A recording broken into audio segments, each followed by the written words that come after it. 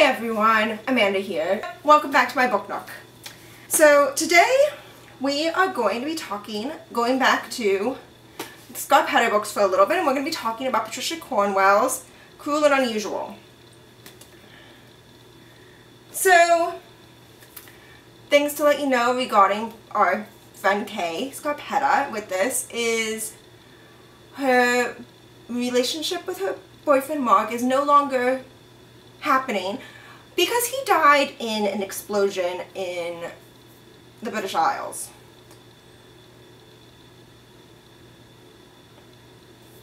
So what's going on in regards for this book is, starts off that the Kay and the medical examiner's office that she runs is doing an after execution evaluation on a death row prisoner that has been executed.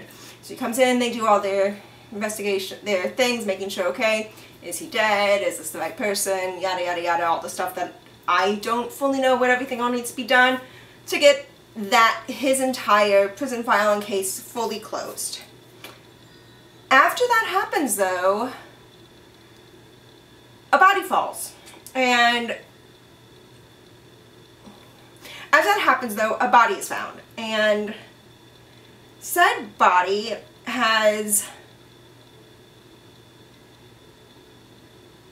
aspects of its signature that are very, very similar to the person who died on death row, including the fact that fingerprints of that person are found. And that's not the first body that drops with those connections. So that's all being looked at, but at the same time, there is a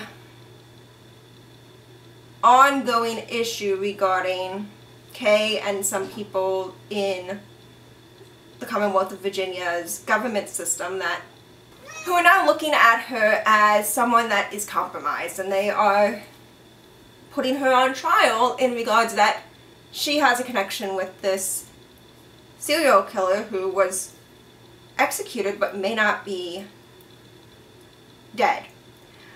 There's really not a whole lot regarding anything more with this story other than the fact that since Kay is our main character throughout the series, major spoiler, she's not compromised, she's not doing anything. There are other people that are doing things that were trying to make her seem compromised, and it all gets worked out. But this book is the beginning of one of the, throughout the series, arcs with people with a specific murderer, which kind of actually made the book feel, compared to some of the other books that I've read of the Scott Petter series, weaker. I'd say I'd probably give this maybe a 6.5, 7. It's one of the weaker books. It's more of a setup book for the rest of this arc and everything than a good book that can stand alone on its own. So it's one of those type of things, like, hey, if this is a genre that you really like, you started reading this, you want to keep reading these things, you're really into everything regarding this, including what does ultimately end up becoming a really good arc regarding that this book starts, I recommend it. But if it's just, hey, you want to pick up a couple of murder mystery type things, crime procedurals, but it's not something that you're super into, you could skip it. I would then suggest probably skipping the rest of the arc. There are some books, but honestly, of the ones with the arc, this is one of the easier ones to do because the later books with this will cover some of the stuff that happens in regards for this story. So all in all, it's one of the ones of the Kay Scott Petter series that's easier to skip. But again, if it's something that you're super into, I'd recommend it. But otherwise, it's skippable. I'd be honest that if I had to get rid of any of the Scott Petter books because I needed more space, this would probably be one of the first ones I would go.